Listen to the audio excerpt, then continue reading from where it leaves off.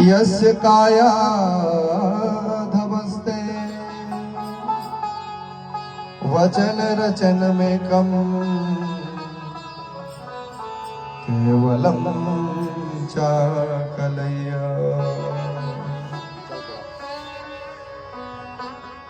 ध्रुव पदमपि यातो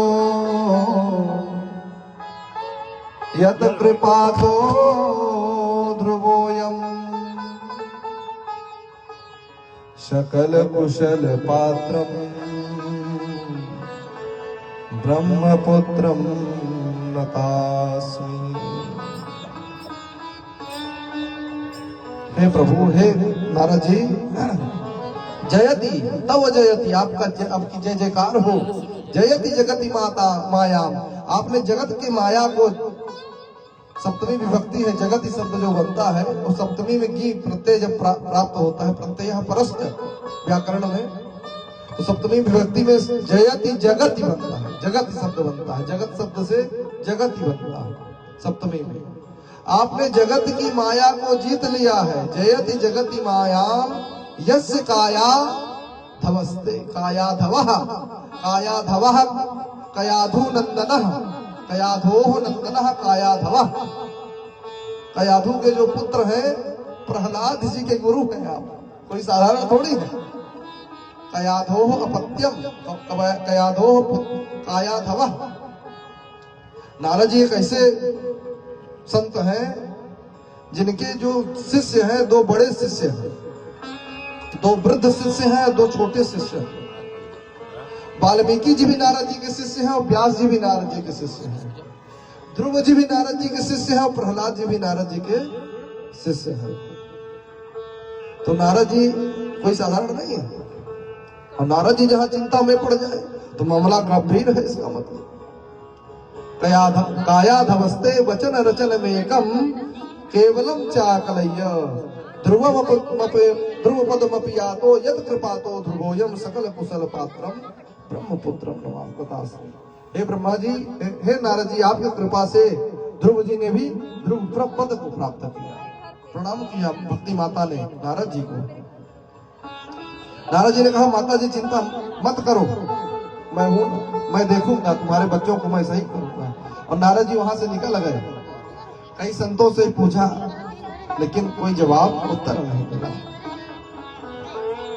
तब भगवान सूर्य से उन्होंने प्रार्थना की, तो उन्होंने कहा, एतदर्थम तु सत्कर्म सुरर्षि तुम समाचर, कि जाओ देवर्षि नारद, अगर आपको जानना है तो इसके लिए आप सत्कर्म करो।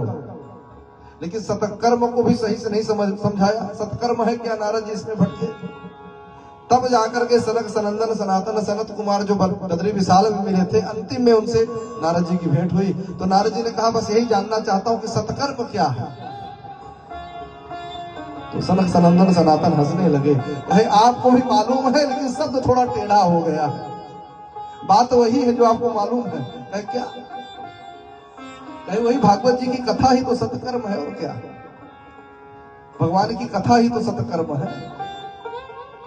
कहे अच्छा, कहे कि वो भागवत की कथा, जो भागवत की कथा ये चली थी भगवान नारायण से जब चली तो ब्रह्मा जी को दिया, और ब्रह्मा जी से सनक सनंदन सनातन सनत कुमार इस परंपरा को प्राप्त की। तो सनक सनंदन सनातन सनत कुमार से नारद जी ने प्रार्थना की, महाराज वही कथा हमको भी आप एक बार श्रवण कराए। कथा तो हम भी जानते हैं जो आपने कथा बताई है, लेकिन हम आपके मुख से श्रवण करना चाहते हैं जिससे संसार का भी कल्याण हो, भक्ति माता का भी कल्याण हो। तो सनकादिक ऋषियों ने कहा कि स्थान का चयन करो, पहले किस स्थान में कथा की जाए, क्योंकि बद्रीनाथ में सब आ नहीं पाएंगे। अगर यही कथा हम कहीं बद्रीनाथ के ऊपर पहाड़ों में करते तो कौन वहां पहुंचता? कौआ चिड़िया कौआ ही पहुंचती वहां पर सुनने के लिए। सब कहां चढ़ पाते पहाड़ पर? तो कोई ऐसा स्थान ढूंढो जहां ऊपर वाले भी नीचे आ जाए, नीचे वाले भी बराबर में आ जाए। ऐसा कोई स्थान है? तो कहे पहली जो कथा हुई वो हरिद्वार में हुई। कलयुग की पहली कथा जो हुई वो हरिद्वार में वहां पर सनक सनंदन सनातन जब कलयुग लगने वाला था, उस समय जो है सुखदेव जी ने परीक्षित को सुनाया। इसके पहले जो कथा हुई थी वो हरिद्वार में कथा हुई। इसके पहले की कथा जो है, सुखदेव जी की कथा तो बाद में हुई, इसके पहले सनक सनंदन सनातन ने नारद जी को कथा सुनाई। और इसके पहले भी एक कथा हुई थी, 2 महीने के सप्ताहात्मक जो कथा हुई, 7 दिन में सुनने की जो परंपरा चालू हुई। जैसे ना आप जो है रामायण की कथा सुनते हैं 9 दिन की, लेकिन भागवत की कथा 7 दिन की क्यों होती है? पहले 7 दिन की कथा नहीं होती थी भागवत जी की, पहले तो 2 महीना, 2 साल, 4 साल, 5 साल, जिसके जितने मन आए उतनी ये कथा सुनाते थे भागवत। अनंत भागवत तो अनंत है, क्योंकि एक एक श्लोक पर अगर कोई विद्वान बोलने लग जाए तो 7 दिन के हजारों वर्षों तक बोलता रहे, इतना गंभीर विषय है। तो कहे सो 7 दिन की कथा चालू हुई, वो नारद जी और सनक सनंदन सनातन सनत कुमार जी ने यहाँ से प्रारंभ किया। कहे इधर से भक्ति माता और जितने भी ऋषि महात्मा थे, संत महात्मा थे, वो हरिद्वार पहुंचे। और उधर से ऊपर से जो है सारे ऋषि महात्मा जो ऊपर के अमिलात्मा विमलात्मा थे वो हरिद्वार में आए। और जैसे यहाँ बालुका में बिछा हुआ है सुंदर चद्दर आदि, बहुत ज्यादा व्यवस्थाएं नहीं है, बालू में ही बैठ करके कथा का आनंद लिया जा रहा है गंगा जी की गोद में। ऐसे हरिद्वार में भी वहां कोई व्यवस्था नहीं थी, ऐसे बालू का सुंदर मंच बना दिया गया और उसी में सनक सनंदन सनातन सनत कुमार आदि बैठ गए और नारद जी श्रोता के रूप में बैठ गए। 4 वक्ता 1 श्रोता, सुनाने वाले 4 और सुनने वाले 1। कहे सुनने वाले तो कम है, कहे कम है लेकिन कमजोर नहीं है। नारद जी कमजोर नहीं है, हमारे राजेश भैया कमजोर नहीं है। आज अग्नि मंथन में खूब मेहनत किया और कल पूज्य आचार्य जी के साथ संगम, आगे हनुमान जी गए, फिर संगम गए और फिर लौट करके आए तो फिर गए सामान लेने के लिए। हम तो इनको कमजोर सोच रहे थे कि भैया ये चित्रकूट की परिक्रमा कैसे करेंगे, लेकिन इन्होंने कल दिखाया अपना रूप। जैसे हनुमान जी एकदम शांत रहते हैं ना, का चुप साध रहो बलवाना, जब हनुमान जी की बड़ाई कर दे तो कनक भूधराकार शरीरा, एकदम अपना रूप दिखा देते हैं।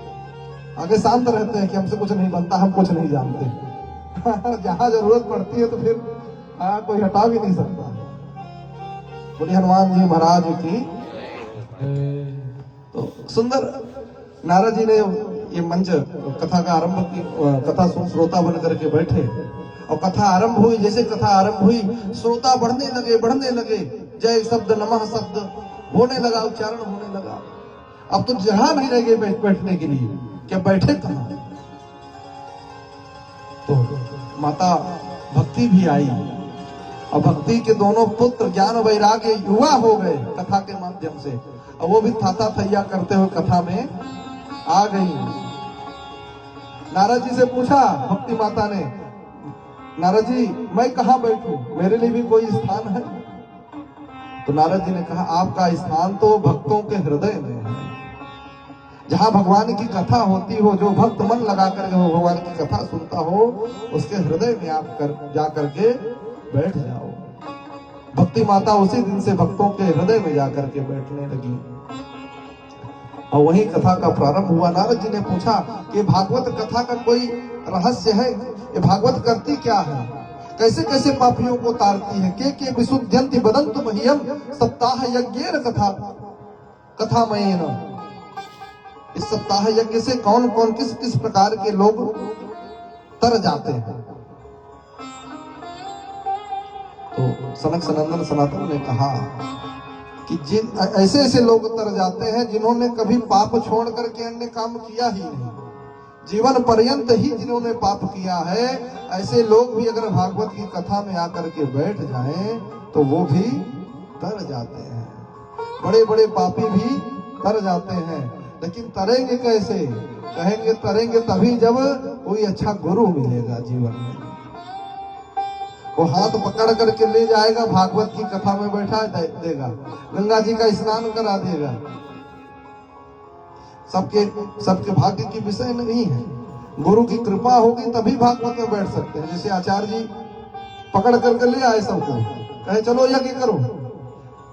हरीश भैया भगे जा रहे थे, कहे रुको अब कथा सुनो, आपकी जो है सब सही हो जाएगा। तो गुरु की कृपा जब होती है जीवन में तो कथा में मन लगता है, नहीं तो जब तलक है जिंदगी फुर्सत नहीं है काम से। जब तक जिंदगी है बस 5 डेज डंकी 2 डेज मंकी, 5 दिन जो है गधे की तरह काम करो और 2 दिन जो है बंदर की तरह कूद लो, हो गया जीवन खत्म। अरे जीवन में और भी चीजें हैं, इसी के लिए जीवन नहीं मिला है।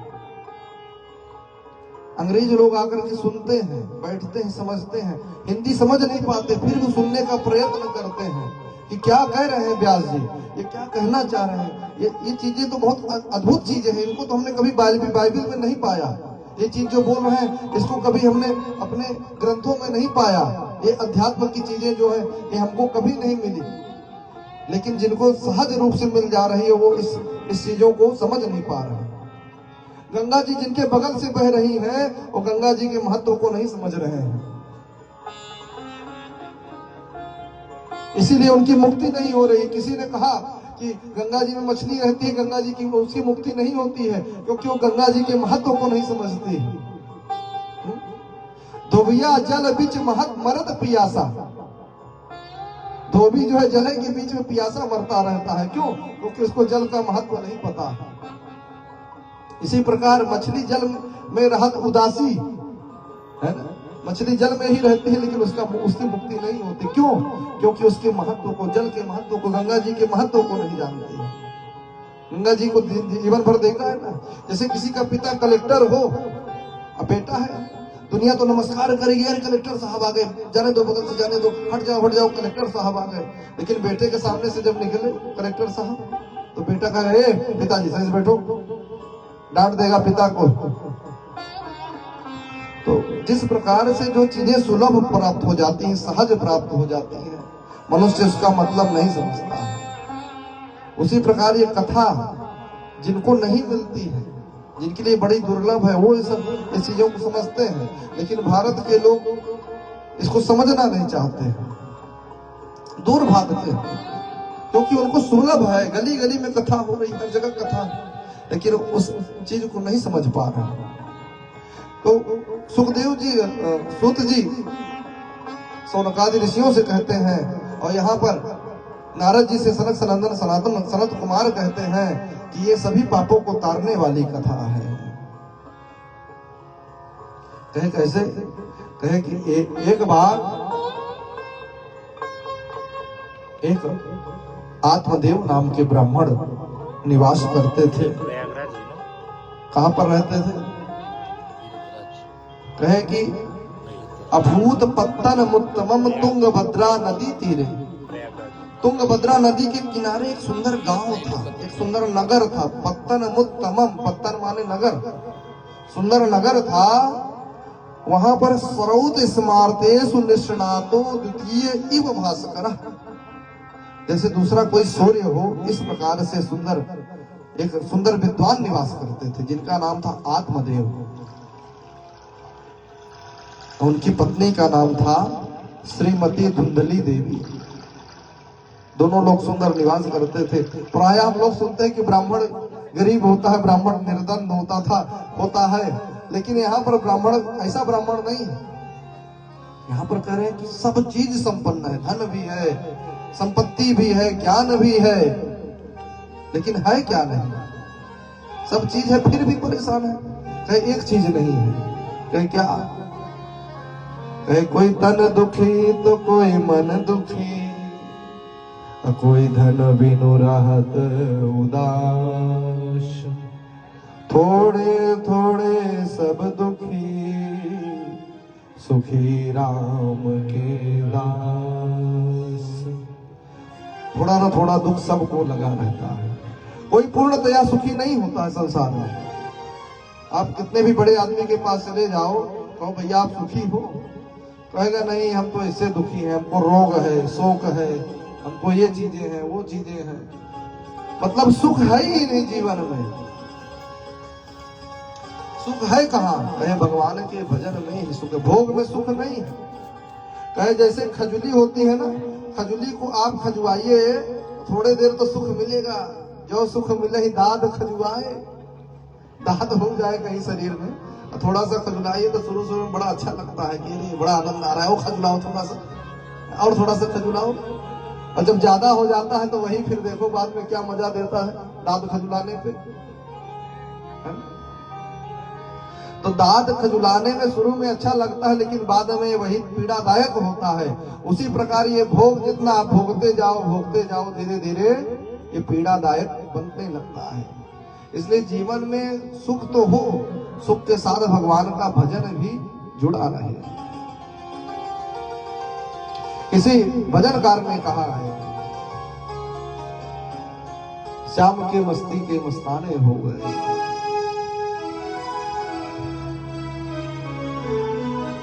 राधे मस्ती में रंग मस्ताने हो गए, शाम तेरे नाम के दीवाने हो गए, श्याम तेरे नाम के दीवाने हो गए, शाम तेरे नाम के राधे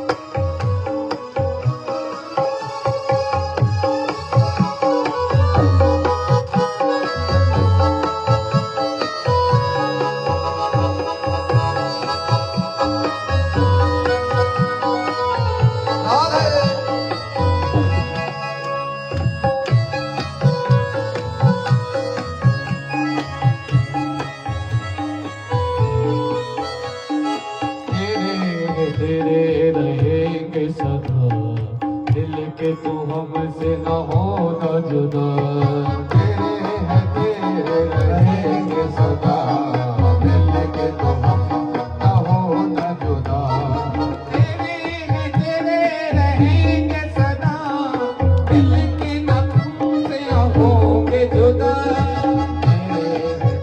रहेंगे सदा, दिल के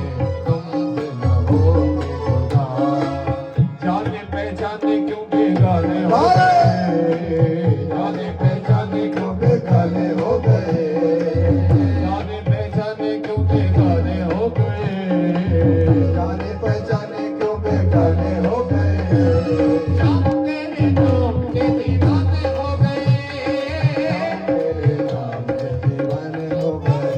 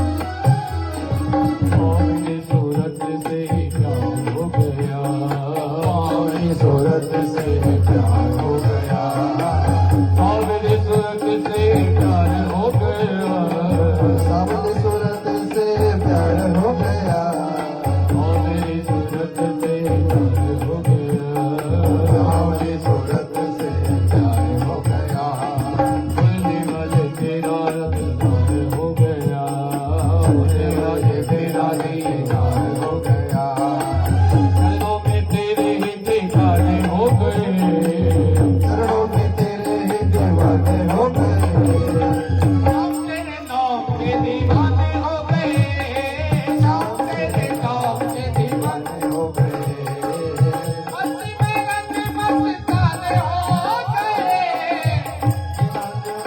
ताने हो गए, हम तेरे नाम के दीवाने हो गए, राधे राधे गोविंद गोविंद राधे, राधे राधे गोविंद गोविंद राधे, राधे राधे गोविंद गोविंद राधे, राधे राधे गोविंद गोविंद राधे, वृंदावन में हरिलाल की जय हो। मस्ती के रंग मस्ताने हो गए, मस्ती के रंग मस्ताने हो गए, श्याम तेरे नाम के दीवाने हो गए, शाम तेरे नाम के दीवाने हो गए। बोले कृष्ण कन्हैया लाल की जय। सुंदर भगवान का यह स्वरूप जिसको देख करके मन, चंचल मन भी स्थिर हो जाता है। भगवान के स्वरूप में इतनी शक्ति है, ये चुंबक है, खींच लेता है। तो सुंदर आत्मदेव महाराज वहां पर उस नगर में निवास करते थे, लेकिन एक दुख था उनके पास। लेकिन कभी उन्होंने सोचा नहीं, विचारा नहीं। क्या दुख था? धन भी है, सुंदर तन भी है, ज्ञान भी है, लेकिन पुत्र नहीं है, संतान नहीं है।